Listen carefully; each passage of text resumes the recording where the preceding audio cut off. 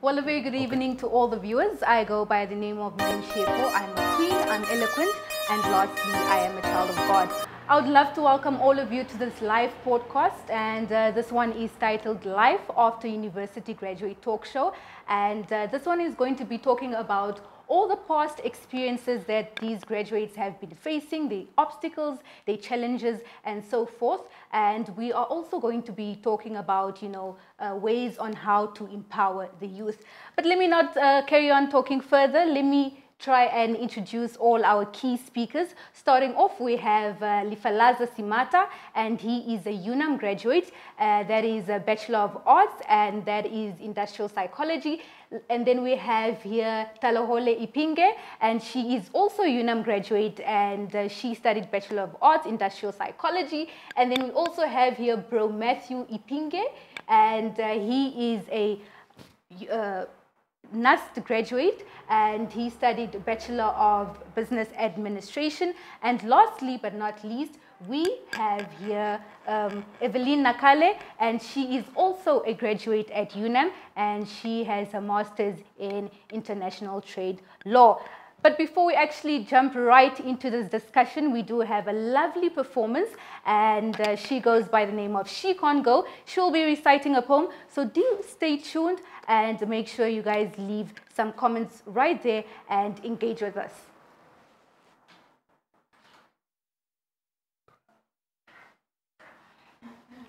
Hi, good evening everyone. I know we're supposed to be wearing our masks, but I certainly can't do this performance with it on.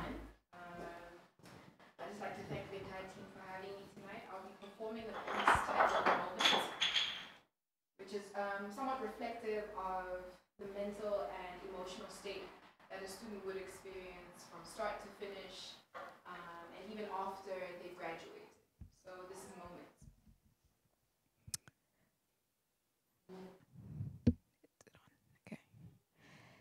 Seated atop of this hill, I stare down at the city chasing cars with my eyes. And as they race, so does my mind. Thoughts of sadness are overridden by those of happiness. It's quiet now, practically empty. And for a moment I want to be here. For but a moment, I appreciate the fast pace of the capital that contrasts the silence of home.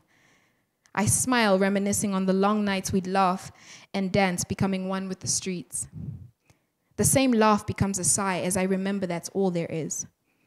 All that there is to the city are the bright lights, high-rise buildings, and flashy cars, which hide away the terrors of the night, and the darkness, the anguish disguised by day's light.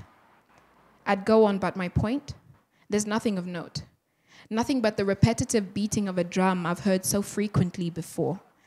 Everything we try to run from.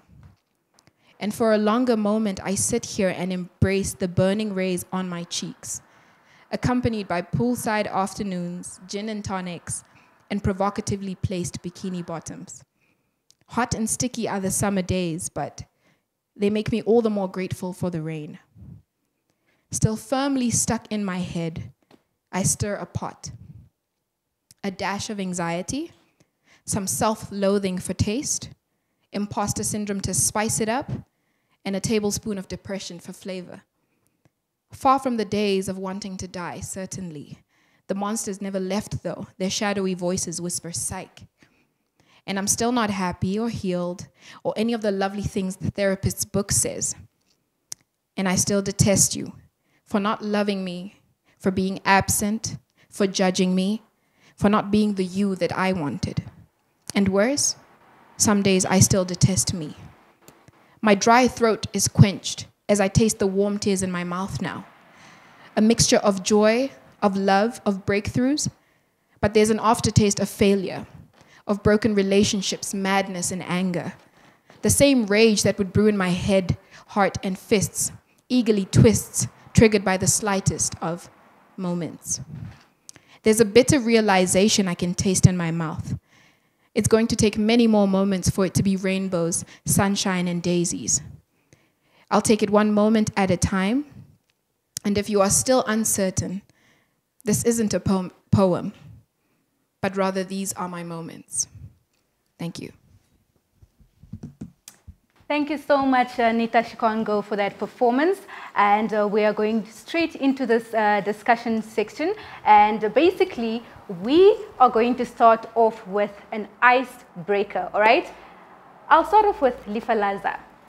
All right. If you were to go back to university, what would you change? I think I wouldn't spend so much money in the dining hall. But I think generally so academically speaking, I would probably change the amount of information I knew of the resources available to me. I think I've only learned towards the end of the year how much resources I actually have under the UNAM banner to actually better my educational experience, so to say. Yes. And then Talahole?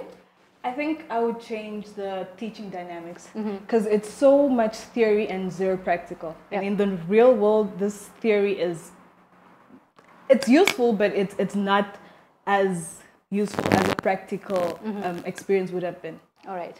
Let's move on to Bro Matthew. What would you change if you were to go back to NUST right now? I think I'll start doing my homework. Doing homework is the best way to prepare for your next lesson. So that's one of the things that I will change, and also maybe trying to attend more of my 7:30 classes because I was one of those students who always missing 7:30 classes. If we all to agree to those 7:30 classes, can we all raise our hands, please? I think I'll raise my hands twice, you know. I never attended 7:30s. You also never attended 7:30s. All right, you said that you would attend classes and you would do your homework, meaning that you're probably one of those people that are chilling and not taking life seriously. But you graduated, right? Absolutely. My favorite spot at NUST was yellow benches. Yellow benches. All right. They all know about it, you know. All right.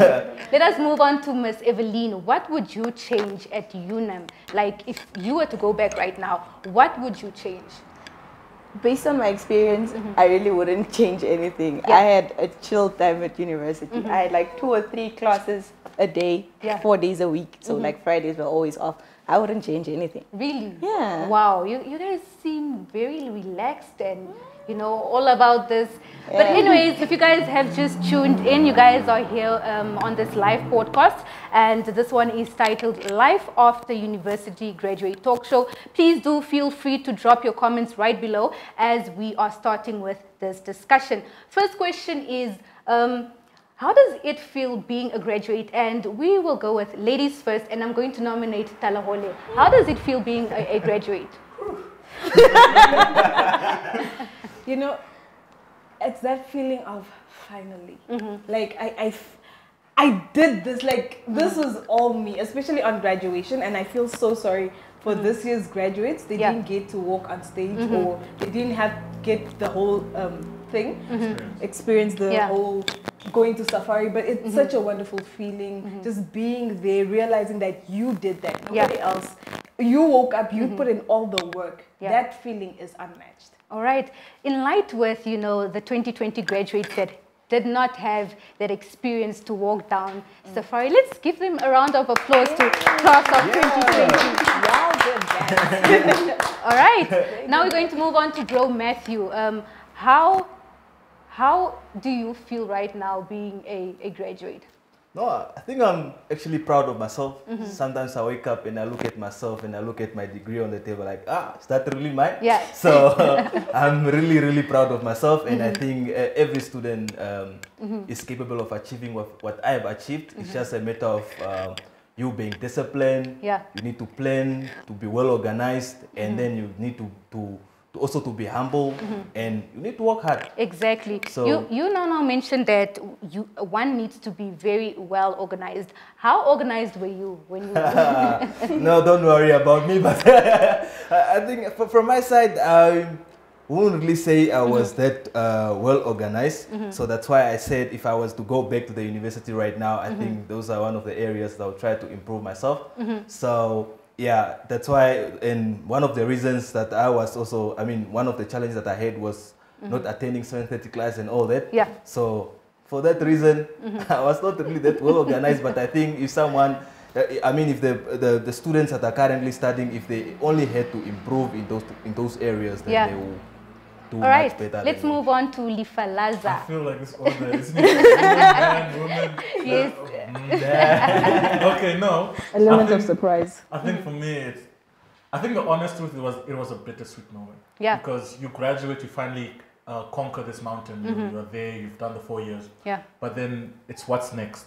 Because a lot of us were not entirely sure, because you hear unemployment rate is high. Exactly. You have no working experience. Yeah. Some of us don't even know how to make a CV. You know. It's like, Now what must I do? now what must I do? Like So there's all those things coming to mind. Like Yeah. I've graduated, I beat this monster, but then you also Facts. learn that you don't know much about the real world. You Yeah. know you've conquered what you studied. So Yeah. we know the theories, we know the psychology, we know those Exactly. things, but then you don't know.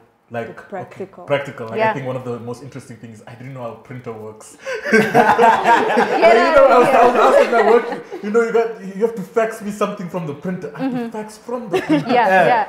Which button is that? Which button is that? But I want to know, how did you miss that sequence at UNAM? Because UNAM, you have to send your documents to the printer and then but how did you miss that? Unfortunately, Were you one of the backseaters? Unfortunately, some of us have privileges when it comes to printers.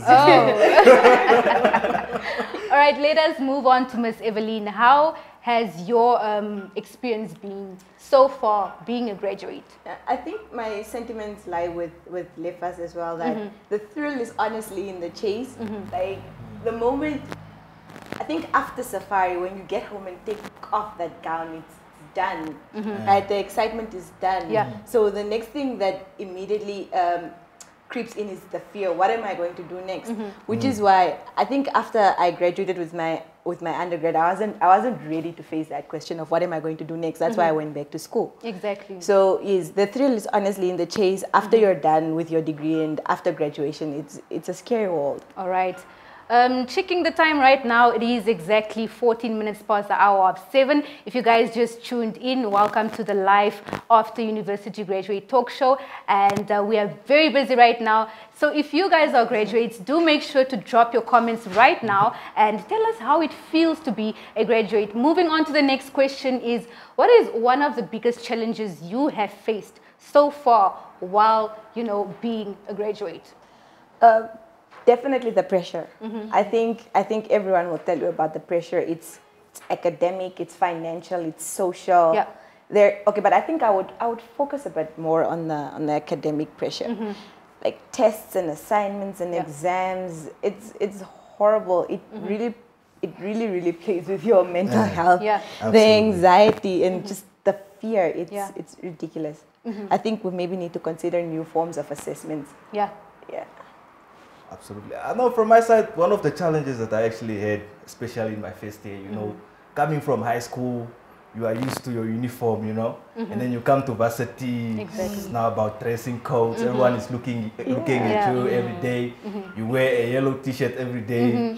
Especially the ladies, they'll be like, this guy. Yeah. So That's not what you went to school for. Exactly. It was really a challenge having to every night you think, shit, what am I wearing tomorrow? Yeah. It was really a challenge. And some of us were like those swagger boys. You Yeah, always want yeah. to impress some ladies at school. So it was a challenge, and again also academic pressure. Yeah. Like especially from my side also. Having studied at NAS while my dad was also, my dad is also working there. Yeah. So all the lecturers were just looking at me like, oh bro, you need to get 90 in this, you need to get 80 in The this. pressure, the pressure. Yeah, the pressure was really, really high for me. All right, moving on to Talahole. Okay, one thing I learned after I graduated that I actually sucked at. I knew I sucked at this, but then it hit me in the face when I started working. Yeah. Time management. Just say you're saying peace. You know how many times I had to text this child to come to Yeah. class? I think there was a time I even threatened our entire friendship. I was like, Yeah. if you don't attend this class, Hey. we're not friends anymore. Wow. Like he really, it was this thing of, if I skip this class, it's not going to be that bad. Exactly. Nothing will happen to me. Yeah. If I don't go to the 7:30, nothing will happen to me. Yeah. But if you're not at work at 8 o'clock, Yeah. it is either a disciplinary hearing or you're in the bad books. Exactly. So this is something I really had to work on I'm working on it, Lisa. I really had to work on when I started working because it's really rude and it comes off as disrespectful when you come late to meetings, you come late to work, you come late all the time. It's also very unprofessional. Yeah, it is unprofessional. So it's something I really had to like nip in the bud, that bad habit. I had to nip it in the bud, like quick. But I'm glad you actually got over it. And I'm glad that Lifalaza was one of those friends that kept pulling you to you know, attend class and whatnot. He was like, this friendship will end. All right, let us move on to Lifalaza. How has your, you know, what has been one of the biggest challenges that you have faced as a graduate so far? As a graduate? I think as a graduate is that, I would like to say work-life balance. Yeah. Is that, I think generally a lot of people will experience when they start working is it becomes a bit routine. And unlike, you know, university where, for instance, you have the test and the holiday or you have you know, the exam to look forward to and stuff like that. And there's always different content. So even though it's difficult, there's always something new you'll be learning each year coming out. But with work, when you're in certain, it takes a while to get a promotion and so forth, where the work changes. Sometimes it's not even a rotation in one work. So you're doing a lot of routine things year in, come out and year out. And it's actually a problem that we've noticed also in the company that I work with because we're an intervention company, sorry. Country. And then like we go to other businesses and then we see that a lot of people, they don't have enthusiasm for work because they've been doing the same thing for 5 years and 4 years and so forth. And I think as a graduate coming into that, like you realize the pace is much slower. Once you get the hang of it, because there's getting the hang of it, then once you get the hang of it, and then you realize it's slow. Very slow, exactly. And then like you're doing the same thing. So if you don't find a balance at home or balance or a hobby or something to do, you could, I wouldn't say go mad, but it plays on your psyche somewhat. So I think finding a balance in work life was the most difficult thing. Challenges for you. Yes, because now you are at work, you're tired, but you have to do something so your life's not routine. So let us move on to the more positive side. You know, what accomplishments have you faced so far as a graduate? Let's start because now I'm looking at all three of you, and then Bro Matthew is literally here to,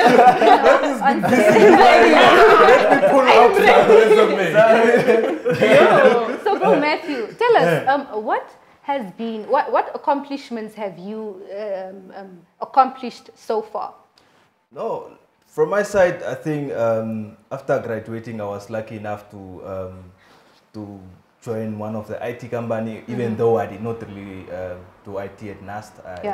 So I was lucky enough to join the company as an intern, and then from internship, then I went for training, graduate programs, and Sorry, then from let me quickly stop you there. You went for internship training, right? Yes. And how long was that internship training? It was like 3 months. 3 months. Internship training, and then from there I had to go for the graduate program now for 6 months at the same company as a project coordinator.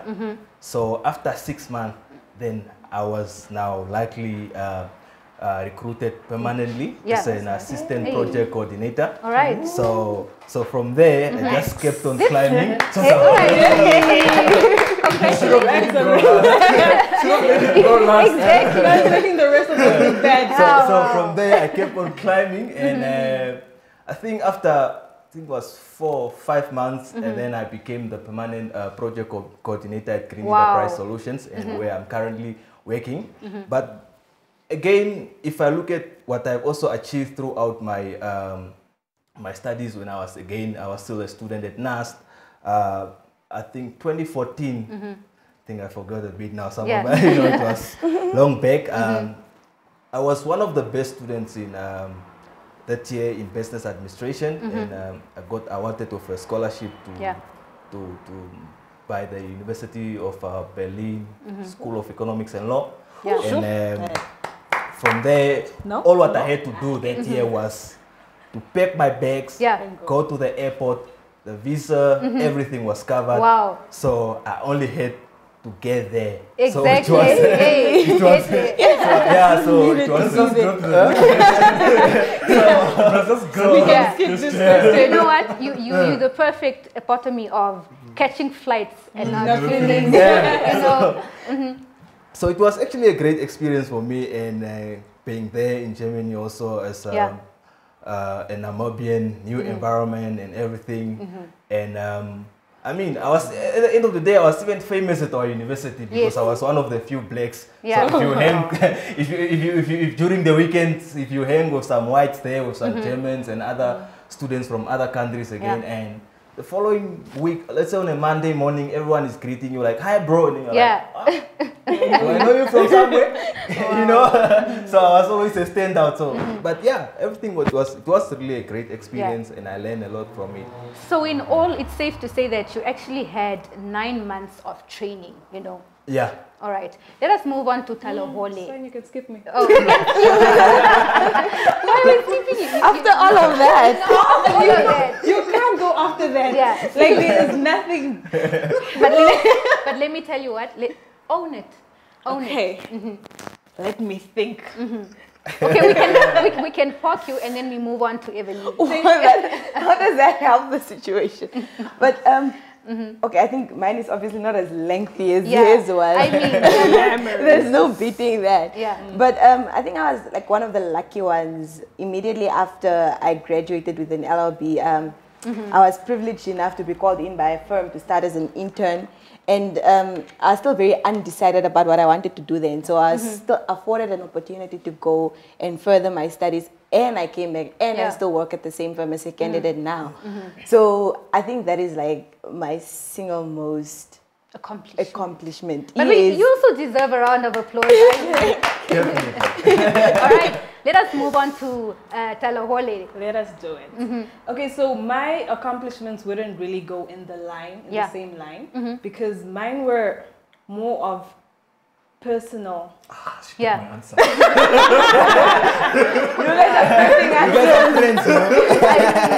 So last year for me was a year to kind of relax, take some time off, take care of myself, you know, take care of my mental health, physical health. Because in my final year, I was doing a lot. Yeah, like I had to have a side hustle to make money. Because you know, as a varsity student, it's hard to make money. We don't all come from money. Yeah, some of our parents can't afford to send us pocket money all the time. They send us like 500 every third month. Exactly. So I did not want that pressure. I didn't want to put pressure on my parents. So I had to find something to do to make money for myself. And so I would always, I used to do nails. Yeah. So I still do. Hit me up.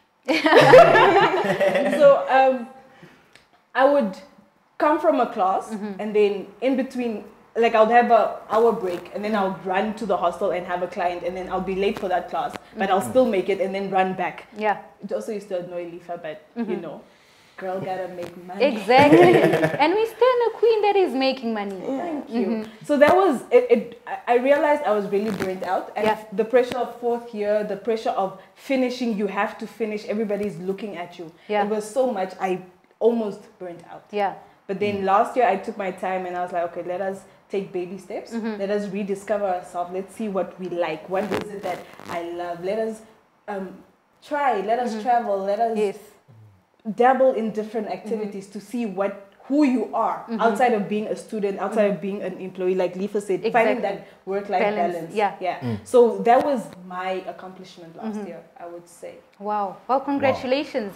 I mean, if you guys are just joining us right now, we are busy with the Life After University Graduate Talk Show. And welcome to all of you. I mean, please do drop your comments and make sure that you guys engage with us. We are busy with the question which states that what accomplishments have you made so far as a graduate? And we're going to end it off with Lifalaza Simata. So, to be honest, these three are a tough crew to follow.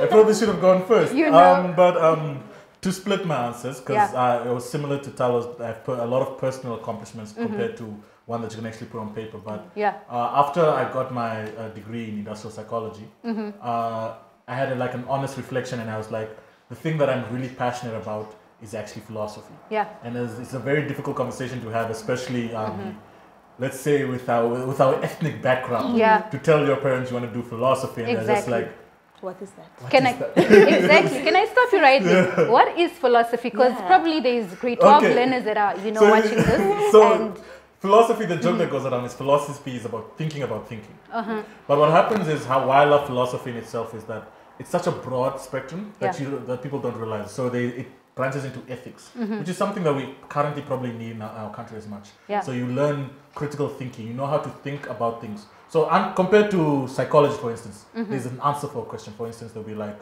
what did Carl Jung say about this theory? Then you have to answer. With philosophy, like moral philosophy, you get, why should you save a drowning baby? And then you have to give your answer. Yeah. And you don't have to say you're going to save the baby. You can say, I do not want to save the baby. And then you give your reasons and so forth. And if you have used critical thinking to reach your outcome, you're like, market correct. Interesting. So like it teaches you how to think outside the box. And exactly. so it was very, and I think that's why I loved it so much, is that it really expanded. I think psychology, philosophy changed my life in general.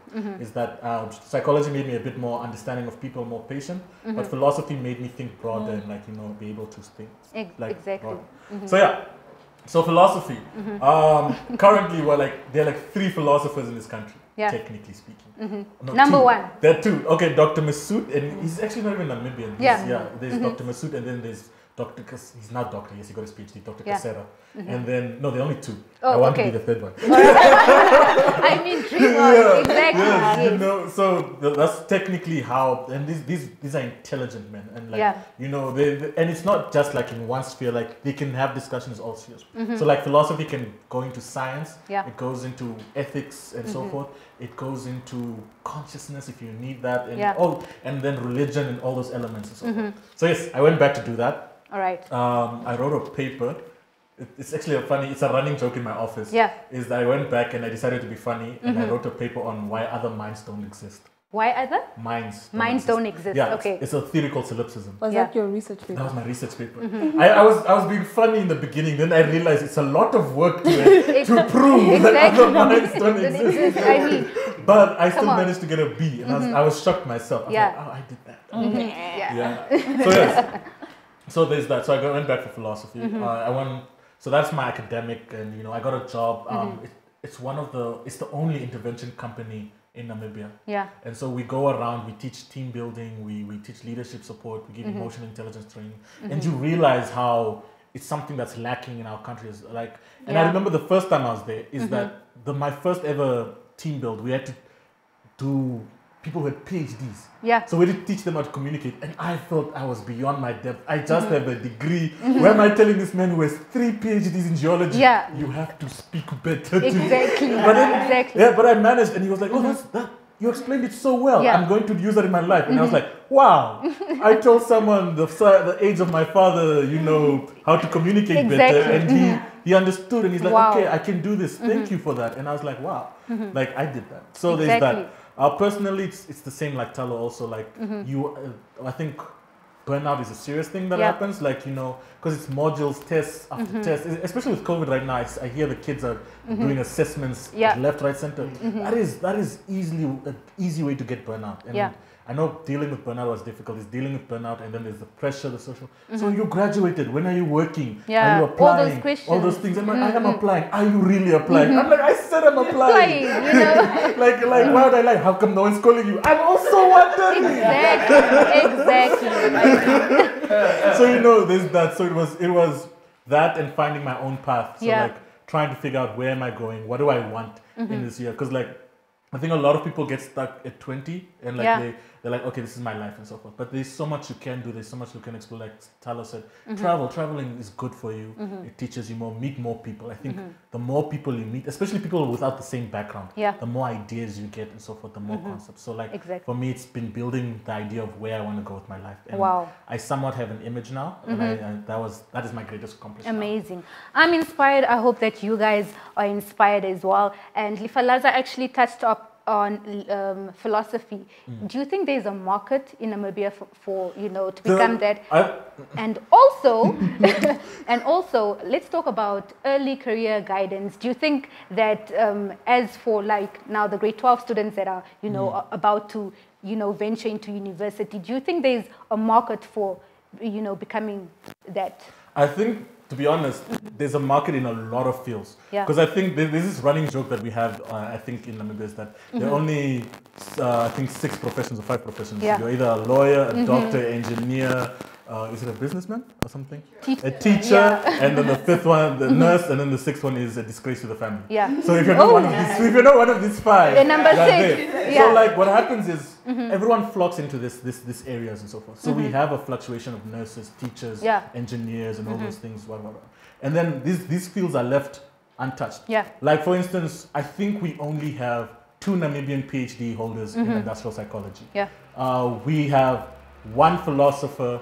We have these fields. We have very little amount of translators. Yeah. Very little amount of people who educate, who go to broadcasting and all those things. Yeah. Very little people. Exactly. And these are fields that can be expanded on because as Namibia, we have a lot of untapped markets. Yeah. There's too much and so forth. And then there is a place for this. For instance, you know, if my new employer is here or something. For instance, ethics. A lot of people don't know ethics, like genuinely so. Like we have the root idea, like this is wrong, this is right. Yeah. But when I tell you why is that wrong, people struggle. Yeah. And that's something you actually learn in philosophy. It's like, tell me why this is wrong. And they're like, it's wrong because it's wrong. No, no, no. Why is it wrong? And because no one ever looks into depth, we have rules that don't necessarily have to be there. Exactly. And we have new rules that have to be there that we don't understand. For instance, right now we have the rallies that are happening, the feminist movement and all those things. That's happening. How do we ensure that we change our policies in offices? Yeah. That you have to understand why is it that the women was held behind for so long and so forth. And those are argumentations you have to expand and think because people are still here. So like there is markets for that and so forth. So like if you need ethical support in your businesses, Lifalaza is the one to call. Exactly. We're talking about, you know, early career guidance, and Lifalaza actually mentioned that there is a broad market. I mean, do you guys think it's prominent that we have early career guidance for students? And do you think that the Namibian government or, you know, Namibia as a whole is doing enough to, you know, teach these kids that, hey, there's a market here, there's a market here, there's a market here? Do you think that it's prominent? Do you think that there's markets? Probably outline the markets that are not saturated right now. Can I go? Yeah. I think the arts and culture, because it's not necessarily considered as traditional or formal education, so it's neglected a lot. Yeah. Right. But I think instead of forcing learners to go a certain path, go become a teacher, go become a doctor, and particularly those that don't enjoy it or those that are artistically gifted. Yeah. I think we could do better in investing in the arts and culture, honestly. We have amazing designers, photographers, poets, musicians. There's so much that we can do with this, you know. So because I know for a fact, but our Vambu parents, if you tell them you want to become a musician, you are number 6. You're literally number 6. Yeah. You will not sleep in the house. Wow, crazy. Let us move on to Bro Matthew. What do you think about this? Yeah, no, I think I think it's really important to provide career guidance, especially from young age, because even from my side, if I have to look at how I ended up doing even business administration at NAST, from my side, until when I was grade 12, I was not even sure which course I wanted to do. Exactly. You know, because I did not have access to that information to say, okay, if I do this course, I can end up somewhere here and there. I did not have access to that information. It was just a matter of, okay, I got 40 points. Okay, let me go for this one. I'm qualified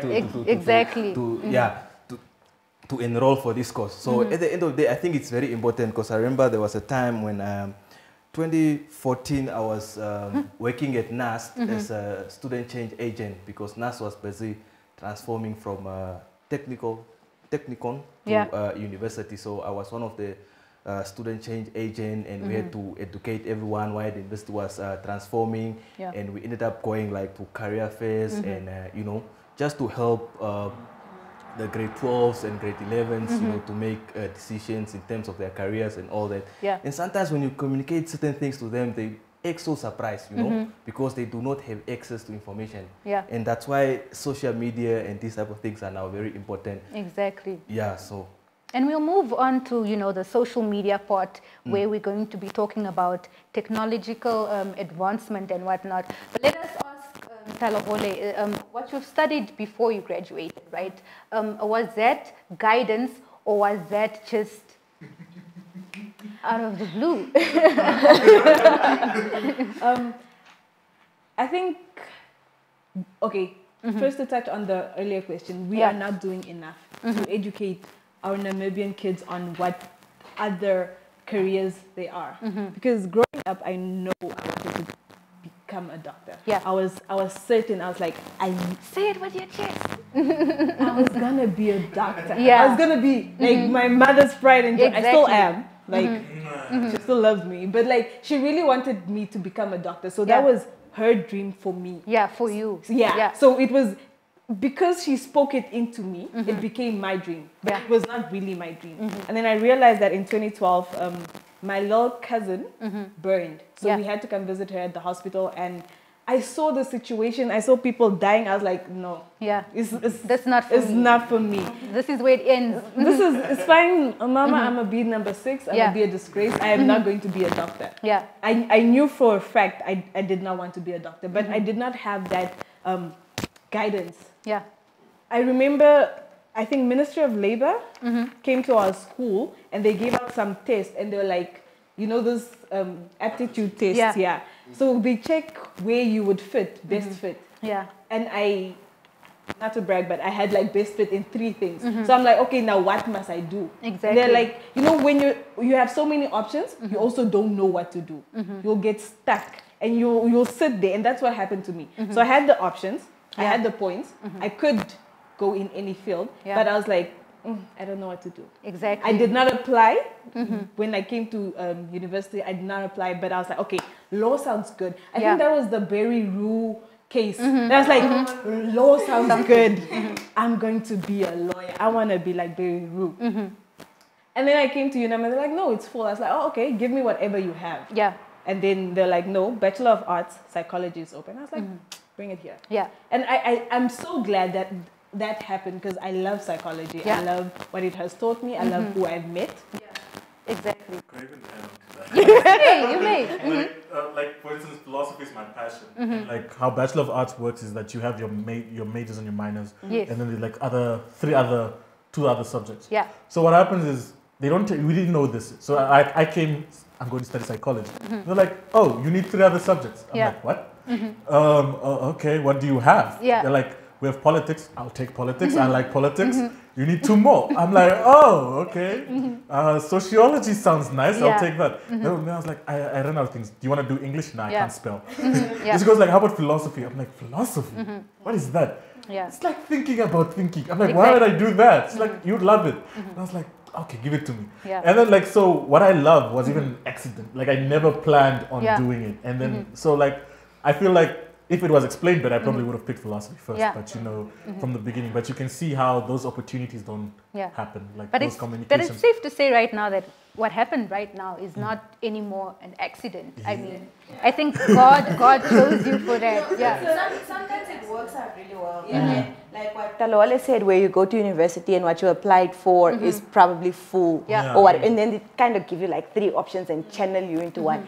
You end up with students who are depressed because they hate what they're doing. Because it wasn't a choice, it was what was available. Exactly. Yeah. So that I know the depression. Some people like for instance, Atolo said her mother wanted to be a doctor. Some Yeah. people are pushed into fields they don't want to. Yeah. Exactly. Be. Like, yeah, It's sad, but Yeah. you have to make your mother proud. Exactly. that's Yeah. what you applied for. You're in your 5th year. Yeah. You hate it, but Mama gotta be proud. Exactly. Like, I gotta Yeah. And imagine being sad all 4 years or all 5 years doing All 7 something, years. all 7 years As a doing doctor. something that you do not want to do, you know. Exactly. So there is a very wide need to, you know, teach the grade 12 learners, the grade 11 learners on Even career the younger, guidance, I even the think. younger ones, you know. I think we should start teaching them while they're very, very Yeah. small and whatnot. Let us move on to the graduates that are sitting at home and they are unemployed right now. What are your views on this? Who are you asking? Asking them. Last time when I was pointing, you know, you guys were all like, Okay, let me know. All right. Want to go first? You can rock, paper, scissors. Okay. Because in case you guys have good answers, let me go first. Yeah. So I think generally, so it's a difficult situation to be placed in because of all the pressures that's around. Because you have your cultural pressure. I think Bro could probably second me on this, especially as a man. Yeah. Culturally, a lot of your values attached to what you do. So like immediately when you finish and you graduate, and you do nothing, Yeah. you have no value Yeah. as an individual, Yeah. especially if you're a man. Because there's no marriage for them to aspire to go marry someone who will take care of you. You have to do something. Wait, But what I'm you saying- saying? No, I'm saying culturally. But my father's not waiting for me to find a good woman Yeah. to take care of me. That's what I mean culturally. Yeah. But like, you know, if it Emphasis happens, on culturally. if it happens, I End won't of complain. discussion. If it Yeah. happens, I won't complain. But you have those constant ideas. Yeah. So like, you know, immediately you lose value as a man, and like you have to do this. And this is also linked to depression and our high suicide rate. Yeah. And this kind of thing, so forth. So now you have companies aren't employing. Yeah. You don't have working experience. No one's internships are free. You don't have the money to do those things and so forth. You have the culture sitting on your throat, like you have to get a job and so forth. And sometimes you study things on the fringes. I know immediately when I tell people I graduated and they're like, oh, I just studied industrial psychology. Yeah. You won't get a job. Yeah. And I got that a lot from family members that, Yeah. you know, that are not supportive. They're like, you won't get a job. You'll Like, never get like you yeah. wasted your 4 years. I'm like, oh, thank you. This inspires me Yeah. to work harder and so Yeah. on. So that builds on it. So like I know how unemployment now is probably very hectic Yeah. for a lot of individuals, but the system is rigged. Like Yeah. there isn't a lot of opportunities. Very Exactly. difficult. Yeah. If COVID is making it worse, Yeah. more people are losing jobs. than ever. Exactly. Yeah. Just to add on to the COVID pandemic that is happening right now, we are seeing that people are being retrenched, and we are seeing that 2020 graduates don't even have a job. Probably, I read on the Twitter TL last week where someone from 2014, they're like, please guys, I have been searching for a job ever since 2014. Please retweet, my customer might be on your TL. And that is very, very stressful, you know. So the unemployment rate right now in Namibia during this COVID-19 pandemic is it's hectic, man. Yeah. So I think we should find ways on how to really try and, you know, hustle it through. And hustle it through. And I've seen that people have started making food hustles, hair hustles, nail hustles. Yeah. And I think we should actually give a round of applause to all those graduates that are really, you know, doing something in life and, you know, trying to, you know, put bread on the table and not just sitting back and waiting for, you know, someone to do it for them or, you know, to fly from the sky or whatever. So, anyways, let us have a short musical break, and we're going to have Chris with AK, and he is going to be performing live right in front of your screens, so do not go anywhere. Stay tuned, and we will be right back. All right, what's up, ladies and gentlemen? This is Chris with a K, and we are talking about life after university. You know, when you leave university and it takes too long for you to get a job, life can be very challenging for you. And I'm speaking from experience right now because, you know, when you don't have a job, you don't know what to do with your life. So most of the time you just stay home all day long and try to come up with things to keep your mind busy, and that's how you come up with some of the things that don't even make sense. You know, you find yourself doing crazy stuff like cutting the grass in the yard nicely, and you don't even have grass in the yard, and you find yourself having one-way conversation in Rihanna's DMs just because you are bored. And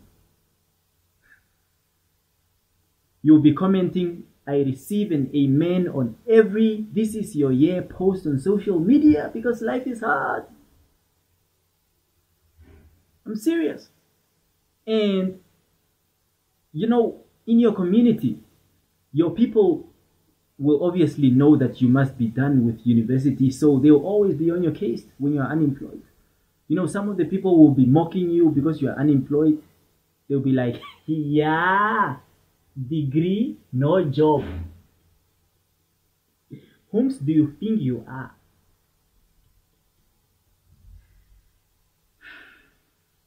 I'm serious. Life is hard like that. And some of the people will be pranking you. Like recently, I had someone prank me. They called me and told me that they have a job for me. And when I asked the guy what the job was about, he said, we want someone that will take up the position of looking after chicken, goats, and pigs. Chickens, goats, and pigs. That's what he said. So I told him, man, I don't even like animals. I'm a vegetarian. What's your... People are crazy. And then there are those people that don't like minding their business. Always asking questions about your life like they are sent by the Kufut. I'm serious. Talking about... So, Mos, you at university, Mos. So where are you now? I'm like, what do you mean, where am I? I'm here. Can't you see me? Are you blind or what? Where are you? Where are you? What do you want to know? Serious, man. People are crazy. And you know, the other thing about being unemployed is that you are always broke. All the time. You know, that kind of brokenness where, you know, you can't even afford to have airtime on your cell phone. You try to call someone and Tim Ekanja's girlfriend is like, oof, boy, you don't have airtime.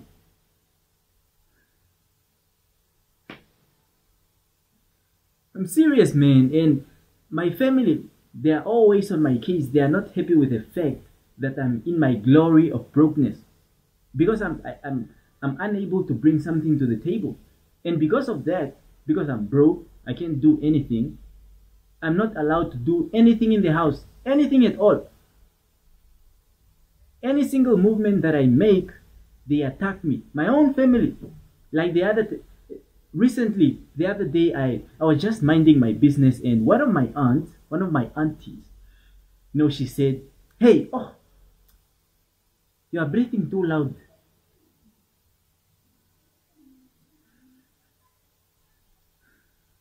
And when she said that, she was inside the bedroom and I was 2 streets away from home. You see, I can't even breathe oxygen for free. It's crazy. And yesterday, I tried to eat bread, just to eat some bread.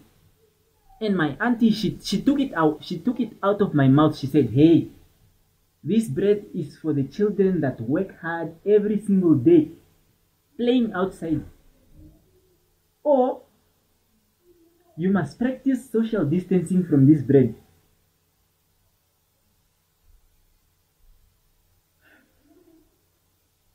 I'm serious. Life is hard. I can't do anything in the house. Like recently, I tried to tell my uncle a joke. A very funny joke, by the way. I'm not going to say it now, but all he said when I told him the joke was,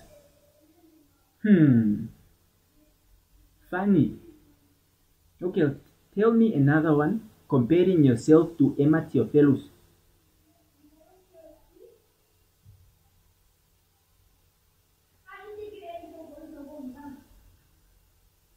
Life is hard. Ma'am. Oh, sorry guys, I have to go. That's my auntie. And so stay safe, wear your masks and social distancing, everything. All right, what's up, ladies and gentlemen? We are this back, is Chris and thank you so much, Chris, life. with a K for that comedy magic. And we are going to jump right into the question and answer section where you guys have posted your questions, and it will be answered from our key speakers. And we have a question here from Mimi Chumanyambe, and the question states, how do we invest more in arts and culture with the perception of arts as a hobby as opposed to career, and how do we tackle that? And I think that one was aimed for Evelyn. Yeah, I figured that question would come. Yeah. I think maybe my psychology majors here can help us with that one, but essentially is the perception needs to change.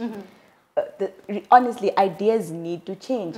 How we do that and how we change people's mindsets to view arts and culture as a legitimate form of, firstly, education, career, and I don't know, commerce, money-making schemes. How we are going to do that, those guys would tell you. What I know is it needs to change. It needs to change, I feel she put a lot of pressure on us just because we studied with the arts people. Exactly. No, it's because you understand how people think. Okay. How we're going to change how they think. I feel like Tala wants to take a Yeah. before Okay, me. Let's get it. I just think on the commercial arts kind of sphere, stop menaching people and their talents. Yeah. Like, if I can draw and it's the God-given talent, I didn't just wake up and draw. I practiced it as well, hey? So if I charge you $1,000 for A0 print, it's because I put my sweat into that. I had to practice that. So you should appreciate that as much as you appreciate a doctor. Okay, yes, as much as you appreciate a doctor. Because it is the same. I am still using so much of me to draw this and to bring your idea to life. So why do you want to charge me less? Because no, it's easy, it's drawing. If it's so easy, do it then. Exactly. If it's so easy to write a poem and to recite a poem, why did we have to call Nita? Why didn't one of us just sit here? Sit there and, it's because it's her talent, and we should start respecting people and their talents. Exactly. And then we will start paying them their worth. At the same time, I think, for instance, especially growing it in Namibia, it's a question of our society is that we have to support local talent so they can grow and expand. Exactly. So that means when stand-up comedians have a show, we have to go, because these are things that we can also tune into, because they are representing things that we can relate to. Exactly. Our slang, our everyday struggles. We have to go to NTN and we have to watch the plays. These are plays built that are based on our lives and so forth. Exactly. Similar. So the only way it can really grow is if we invest our time in it too. Because we do it and then we don't appreciate how it happens so forth. How can we expect Namibian market to grow if we don't put effort and investment in it? And we should invest in it and so forth. Make a little. And I also think maybe the question also intended on like leadership level. How do we change policies? And I know it sounds like an old song, but we have to vote more young people in who understand the importance of these things in order to effect the necessary legislation to bring this to fruition. I know it sounds like a song, but that is honestly the truth. Exactly. Speaking, like, for instance, COVID-19 right now, currently is that, for instance, if we had no arts, no comedians, no singers, no movies and all those things, how are we going to survive? Exactly. Just technically speaking, because we know that's what we turn to. We turn to 5 minute finesse. And all those art forms, all those ideologies, so forth. Those are art forms that we take for granted. And we should realize the importance. Thank you so much, Mimi, for that question. I hope that your question has been answered. Moving on, there's another question here that states, do you think that universities are doing anything to help ease the lives of graduates after university, or do they just say goodbye to you at Safari? And what do you think that universities must do to help graduates? Anyone? I think the way the universities are treating graduates is like, when you get into a cave, before you get into the cave is like, come on, Dal? And it comes running for you. And then once it drops you, or once you're in the cave, they don't care about you anymore. That's how the universities are actually treating the students. I think what they can do more is that I think they need to invest more, or they need to try to find more opportunities for students while they're still at universities.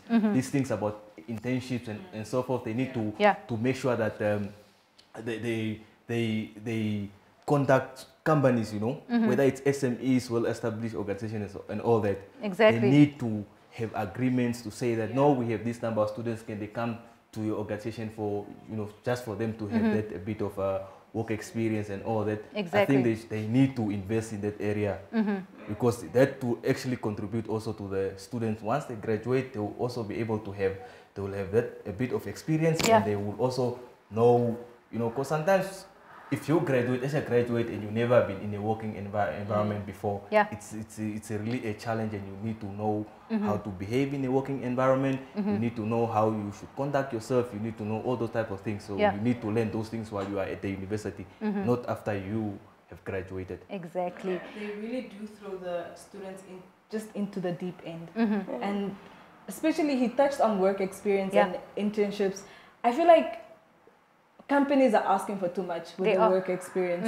You can't ask a fresh graduate for 3 years work experience and I only had 6-month internship. You would be lucky if you had the 6 months from NUST. I know NUST is compulsory, but other universities it's not. So they just, here's your degree, go. So where do I get the experience? How do I know how to conduct myself? Exactly. So really, I think programs like the work integrated learning, the internships are really important. And scrap this work experience thing. And feasibility studies. The universities need to conduct feasibility studies for the courses that they offer. I read it was a very sad thread on Twitter the other day about a student, I think it's in one of the northern campuses. She studied something in something environmental related, and then I think the university phased out the course after a few years because they later realized that there was no demand for it. You know, this is not really one of those situations where you go study something and it's highly probable that you will not get a job. And it's not because it's not the student's fault or anyone's fault that they chose that particular course. It's just that it's not needed. Yeah. Yeah. All right, due to time, we'll have the last question. And this one is from Mimi as well. And she says that, I think entrepreneurship should be more encouraged in university. Yes or no? Yes. Yes or no? Yes. Yeah, she mentioned that entrepreneurship should be encouraged more at university. And I'm actually agreeing with her. What are you saying? Yeah, I do agree. But then they should also inform people on the different paths they can all go into. Because now we're all going to branch into the same thing. I see Evelyn is making money doing something. Exactly. I will want to make money as well because I'm desperate. I graduated with Evelyn. She's making money. I'm sitting at home. I need to make this money.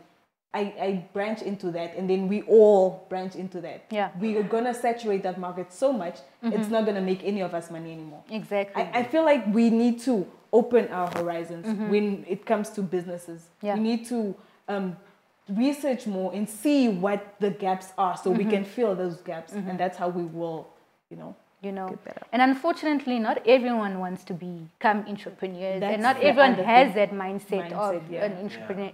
Exactly. We're going to have a script, and he is going to be performing, and he's going to be performing, and he is not here physically, but he is here digitally. So do enjoy this performance. Hi there, my name is Script. I am a hip-hop artist, recording artist, musician, call me what you will. Unfortunately, I could not be with you today, but I do want to send you all the positivity in the world. I know these are tough times. They say tough times are lasting, but so do tough people. And I just wanted to share that with you. Like, I know, you go into the education system, and particularly tertiary education, and you have this idea of how the world is going to go, and the timeline doesn't always necessarily align with you. So when you get to that end goal and things don't look familiar, things don't go according to plan, it's very easy to become disgruntled and have a lack of motivation, and rightly so. But I think that motivation is very important. I think it's important to keep injecting that into your system, because motivation works in a tricky way. It's kind of like food, right? You can have breakfast in the morning and feel motivated and feel full, and then in the afternoon you need to eat again, and then in the evening you're going to feel that hunger again. So motivation, the way I see it, works the same way. Inject yourself with motivation. Be around people that motivate you. Curate your content so that you don't feel or see or hear things that'll tear you down. And I think education it's a beautiful thing. I mean, you now have the system in place, and you have the qualification that proves that you can learn within the system, but life is education as well. So I would implore you to keep learning, consume information. You never know what doors open up, where the doors will open up. The best thing you can do is just keep learning. So I salute you for finishing your degrees. I salute you for being outstanding citizens. I salute you for being yourselves. And just continue to keep your head up. And there is a silver lining in this cloud, and the cloud will pass and the sun will shine. It is that time where we have to say goodbye, but before we actually have to say that, we do have to thank our key speakers for being here tonight. And before they leave, do you guys have any last words to the audience, to the graduates, to everyone that is tuning in right now? Thank you for having us. They are so soft. Thank you for having us. Okay, I think, firstly, guys, please stop asking people when they're gonna get a job. Yeah. The people are trying, like Lifa said, people are genuinely applying. Yes. Stop asking them, but why are they not calling? They also don't know. Yeah. You're adding to their stress, to their depression. Stop asking people when are they graduating. It's difficult at UNAM and NAS and wherever. It's difficult. And stop asking people all these unnecessary questions, please. If you can, pray for them and, send good vibes, good energy, but don't ask questions that is going to play on their minds more than their thoughts already are.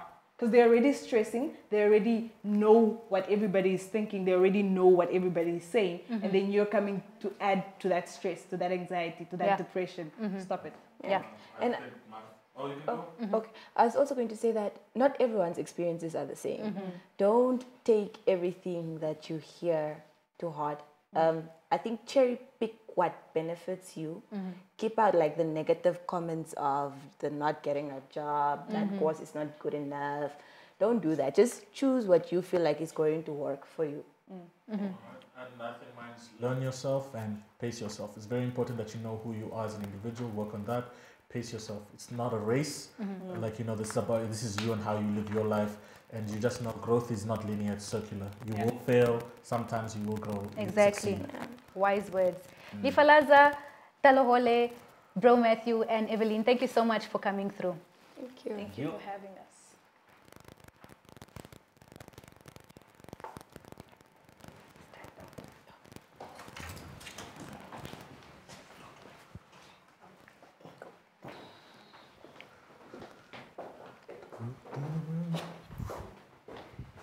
It is almost that time where we have to sign out, but before we actually sign out, we are going to look at the lovely ladies who have knitted this piece of event into a success. We are going to introduce Miss Natalie Nyemba and of course Paulina Poxy Angula.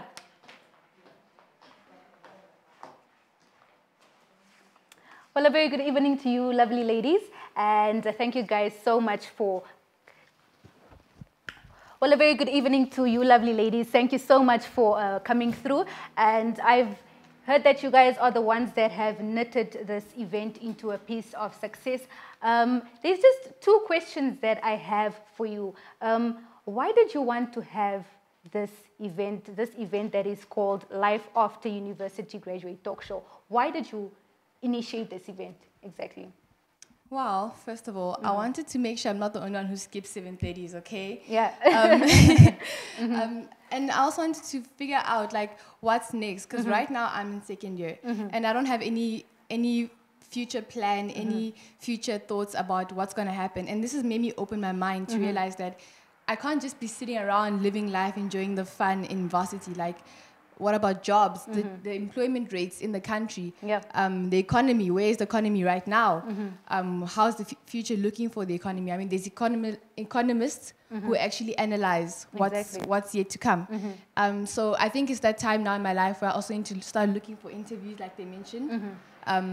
And I love that example they used of the cabs. How university makes you feel so important. You know, when you get that acceptance letter, you're like, okay, man, I made it. But what's after that? Like, after no one is pushing you, no one is telling you what's next, no one is trying to give you internships. It doesn't come on a silver platter. So I wanted to really dig into this issue as to what we need to think about as students in university and those who are still yet to enter university. Yeah. Let's move on the mic to Ms. Pauline. Why have you decided to host this specific event? Can I please answer the next question? All right, let's move on to the next question. You know, what are your hopes to, you know, achieving this event? There are four main things that I want to emphasize on with this event. Firstly, teamwork. It's very important to work as a team. We cannot achieve something individually. We need to work together as community members, as leaders, as teachers, as lecturers, as students. We need to work together as a team. And secondly, failures. We should not look at failures as a way to give up on life, a way to just sit back and have pity parties for ourselves. We should actually look at these failures as a way to move forward. We should learn from them. We should learn from the experiences and try and make a difference in the future, so we don't end up making the same mistakes as we made in the past. Exactly. And also to utilize the knowledge that we've acquired over the years. First of all, I do not just want to get a degree and just get a job and end at getting a job. I actually want to make a difference in someone's life. I actually want to pass on the knowledge to the next generation. There's so much we can do with our degrees. We can have workshops, seminars. You can write a book. So many people do not write books. You can write a book and write about your struggles. Let people see where you came from and what you've achieved and where you are right now. And then lastly, encouraging students.